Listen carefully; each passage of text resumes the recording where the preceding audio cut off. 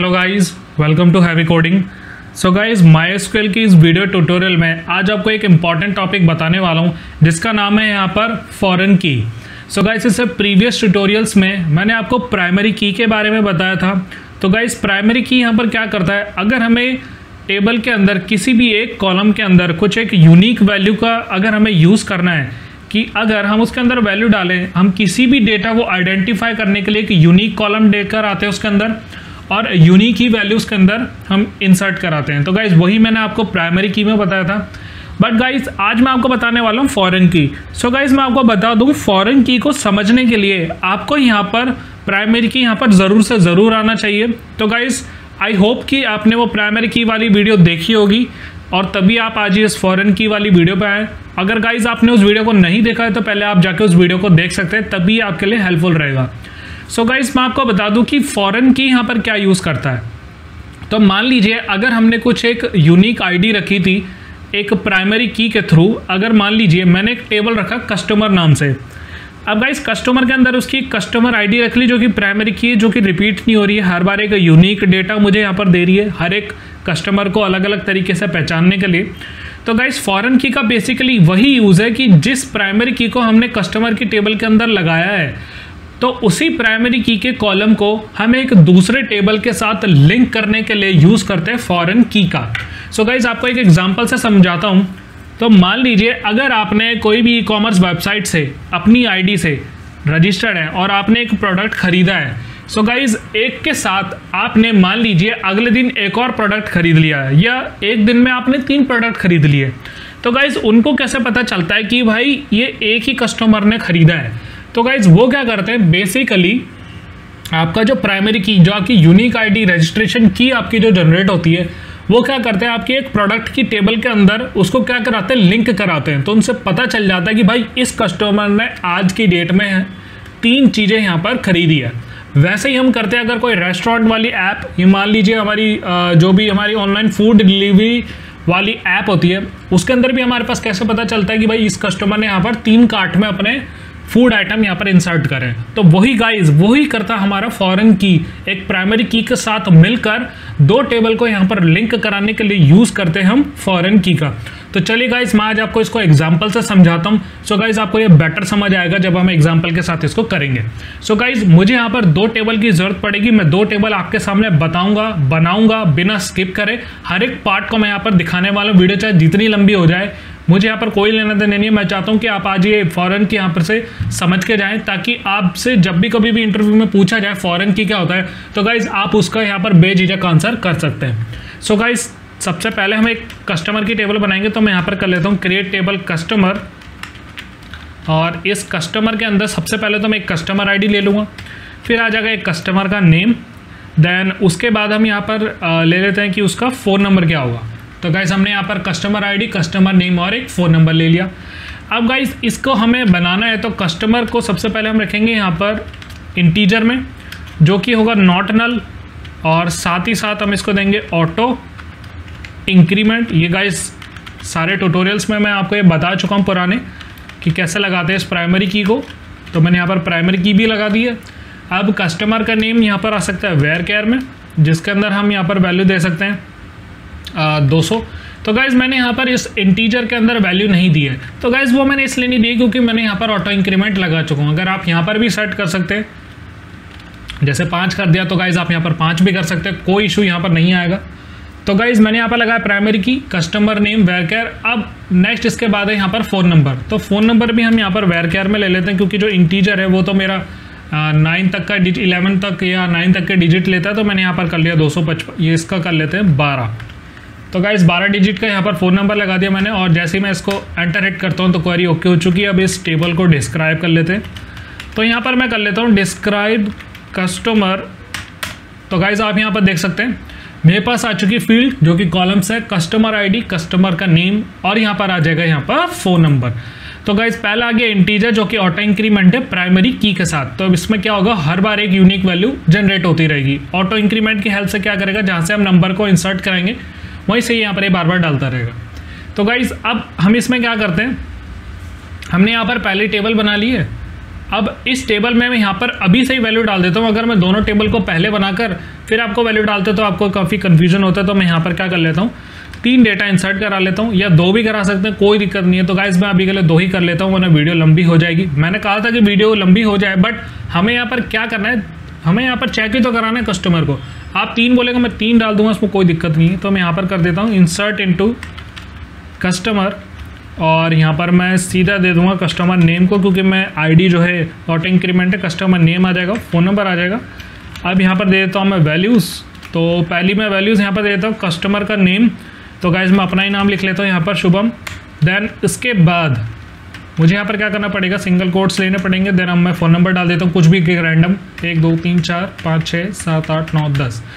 अब गाइस एक वैल्यू हो चुकी है हमारी, और मैं सेमीकोलन लगा के एंटर कर लेता हूँ। देन दोबारा से मैं क्या करता हूँ, इस वैल्यू को चेंज कर लेता हूँ, और यहाँ पर मैं कुछ भी नाम रख देता हूँ, विजय नाम से मैं इसको रख लेता हूँ, विजय। और इसका थोड़ा फ़ोन नंबर चेंज कर देते हैं, 701 701 701। तो गाइस ये हो गया 1 2 3 4 5 6 7 8 9 10।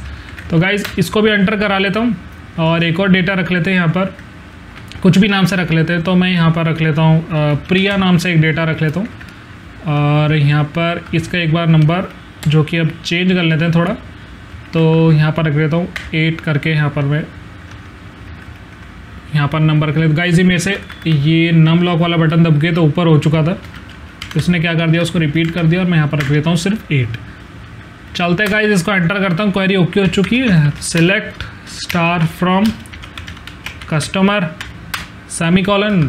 तो गाइस आप यहाँ पर देख सकते हैं 3 डेटा यहाँ पर मेरे पास इंसर्ट हो चुके हैं। आप यहाँ पर कॉलम भी चेक कर सकते हैं, 3 डेटा यहाँ पर आ चुके हैं। ऑटो इंक्रीमेंट से हमारी कस्टमर की आईडी भी जनरेट हो चुकी है। सो गाइस हमारी ये जो कस्टमर की टेबल है यहाँ पर क्रिएट होकर रेडी हो चुकी है।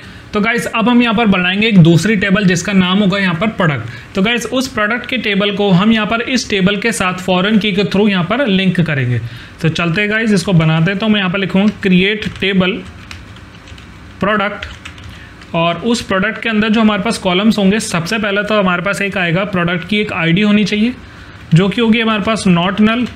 इसको मैं यहाँ पर लिख देता हूँ इंटीजर में, नॉट नल। और साथ ही साथ हम इसको क्या कर देंगे, ऑटो इंक्रीमेंट भी दे देंगे। तो गाइस मैं यहाँ पर लिखता हूँ ऑटो इंक्रीमेंट, और साथ ही इस टेबल के लिए, इस कॉलम के लिए मैं यहाँ पर लगा देता हूँ प्राइमरी की। तो गाइस ये आ चुका है हमारे पास प्राइमरी की। देन अब उसके बाद हमें यहाँ पर क्या लिखना है, प्रोडक्ट का नेम। तो मैं यहाँ पर लिख देता हूँ पी नेम। पी नेम होगा हमारा एक वेर केयर में, जिसकी मैं यहाँ पर 255 की यहाँ पर लिमिट डाल देता हूँ। अब गाइस मैं यहाँ पर क्या करूँगा, एक तीसरा कॉलम यहाँ पर बनाऊँगा जिसके अंदर आएगा हमारे पास ऑर्डर का डेट। तो मैं यहाँ पर लिख देता हूँ ऑर्डर डेट, जो कि हमारा डेट डेटा टाइप के अंदर आएगा।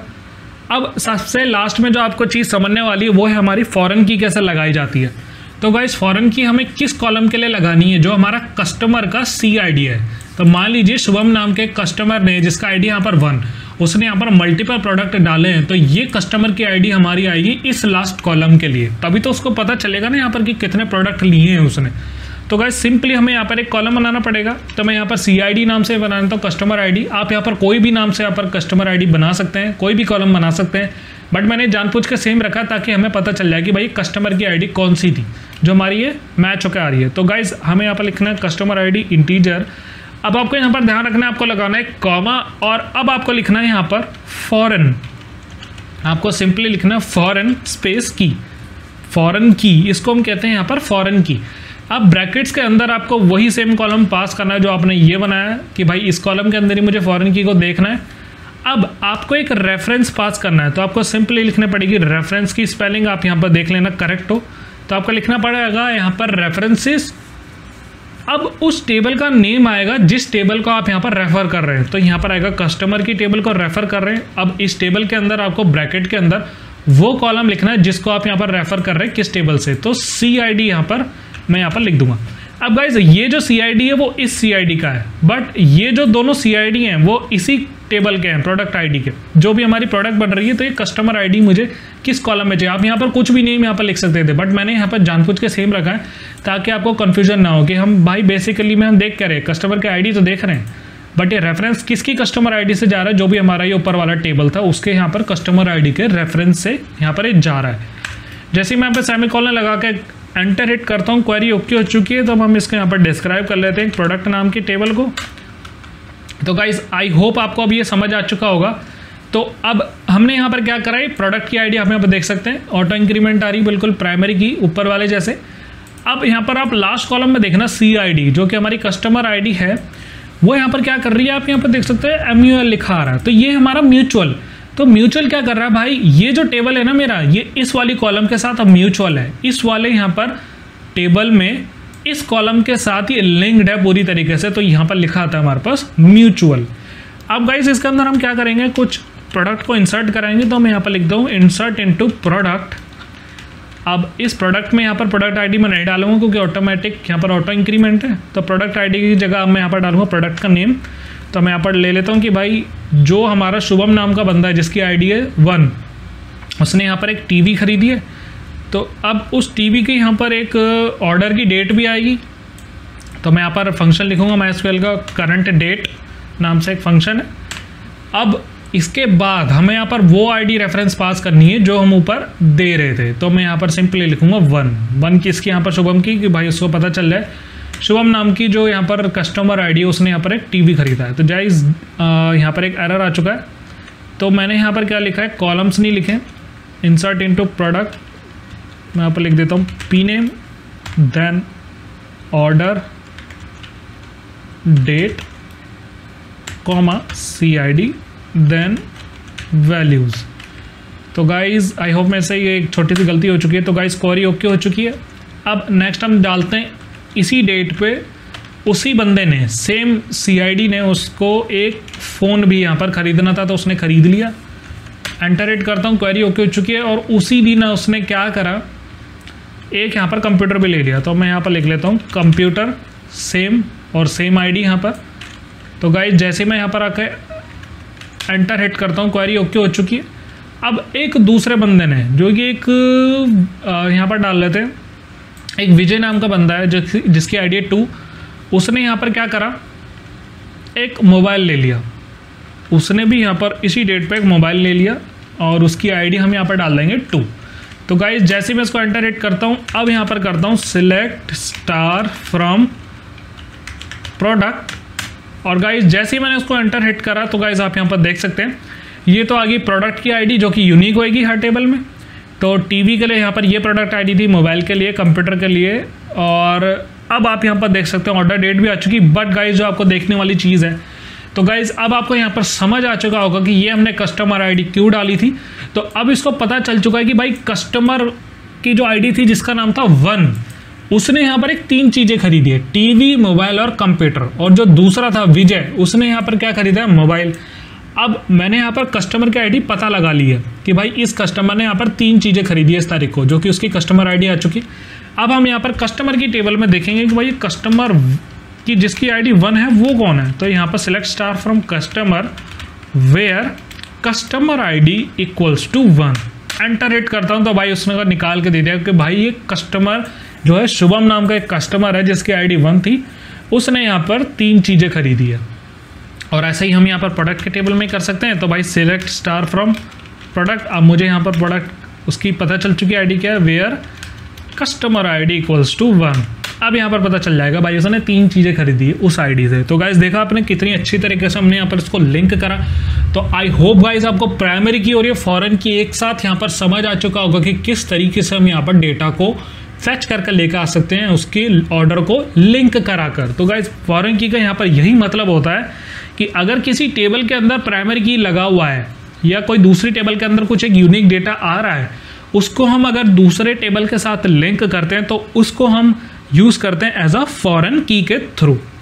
तो गाइज अब अगर मुझे यहाँ पर दोनों टेबल एक साथ देखनी थी तो मैं यहाँ पर कर लेता हूँ select star from customer comma product, semicolon लगा के जैसे एंटर हिट करता हूँ तो गाइज आप यहाँ पर देख सकते हैं उस कस्टमर का नेम भी आ रहा है, फ़ोन नंबर भी आ रहा है, आईडी भी आ रही है और यहाँ पर प्रोडक्ट की आईडी भी आ रही है, प्रोडक्ट का नेम भी और ऑर्डर का डेट, देन साथ ही साथ उसका जो रेफरेंस था कस्टमर आईडी वो भी आ रहा है। अब गाइज इसमें एक प्रॉब्लम है, ये डेटा तो मेरा बिल्कुल सही दिखा रहा है कि भाई विजय ने यहाँ पर मोबाइल खरीदा था और मैंने भी यहाँ पर मोबाइल खरीदा था। बट गाइज ये क्या कर रहा है यहाँ पर, ये बार बार ये रिपीट करा जा रहा है। तो गाइज ये रिपीटेशन मुझे यहाँ पर नहीं चाहिए, मुझे यहाँ पर रिपीटेशन चाहिए ही नहीं। तो गाइज ये डेटा बिल्कुल परफेक्ट है, बट ये 3 बार उस डेटा को दिखा रहा है, क्योंकि यहाँ पर 2 मोबाइल गए थे, एक तो विजय ने लिया था, एक मैंने लिया था, बाकी टीवी लिया था और एक साथ में कंप्यूटर भी लिया था, तो डेटा तो सही आ रहा है, बट ये बार बार आ रहा है। तो गाइज इसको हमें यहाँ पर रिमूव करने के लिए ये जो तरीका था ना मेरा दोनों टेबल को शो कराने का, ये बिल्कुल गलत तरीका। इससे हम टेबल को प्रोजेक्ट्स में नहीं व्यू कराते। इसके लिए हम यहाँ पर यूज़ करते हैं जॉइन। तो गाइज जॉइंस हमारे यूज़ करते हैं एक से ज़्यादा टेबल को हमें ज्वाइन करके मर्ज करके डेटा निकालने के लिए, वो हम यहाँ पर यूज़ करते हैं। तो गाइज इससे नेक्स्ट वीडियो में हम जॉइंस को ही सीखेंगे, कितने प्रकार के हमारे पास जॉइंस होते हैं, कितने टाइप्स के जॉइंस होते हैं और जॉइन यहाँ पर करता क्या है। सो गाइज आई होप आपको ये फॉरेन की, प्राइमरी की आज आपको बिल्कुल क्लियर हो चुका होगा कि किस तरीके से हम अपने प्रोडक्ट्स के अंदर इनको यूज़ करते हैं। सो गाइज अगर आपको इस वीडियो के अंदर कुछ भी डाउट है तो गाइज आप हमसे इसको कमेंट सेक्शन के अंदर पूछ सकते हैं। सो गाइज इस वीडियो में इतना ही। Thank you so much.